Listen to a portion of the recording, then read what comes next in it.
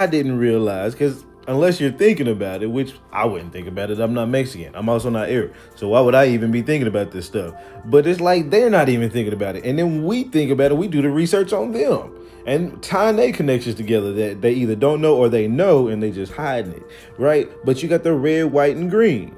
This is the Mexican flag. These are the flags of the Arab royal, whatever, the world flags. Red, white, and green. The only other color you have in there is black.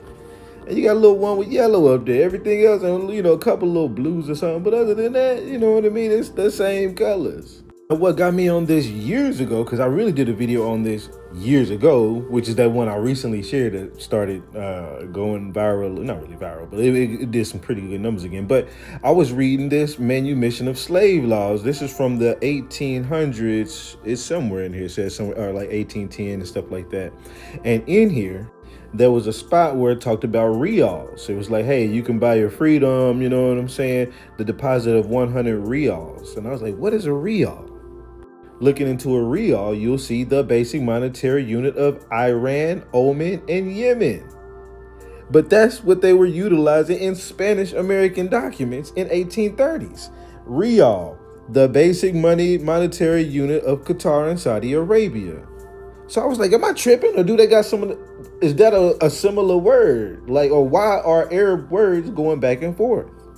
Looking at the hierarchy, when you type it in, look at this. It says Rial, Persian, Arabic, Rial, Spanish, Real, Royal. So it literally is from that. Now, I was just tying one word together, and that already got my mind thinking, and people want to make it seem like you jump into conclusions. Even though these people, once you start thinking about it, these people look like all you have to do is put a sombrero on them. Like I showed you before. I typed in Arab with a sombrero. That came up. It's still crazy to me. Let's listen to more words that they have that's similar, that they don't even know. Now, I want you to notice something. She looks like a Chinese person. Very pale. She is a Hindustan-like person. Very melanated. What have I been telling you niggas?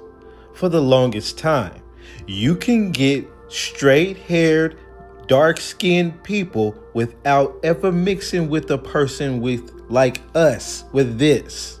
Okay? We're playing games.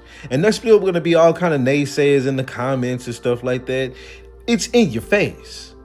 If that was a male and they got together, you would get something like this.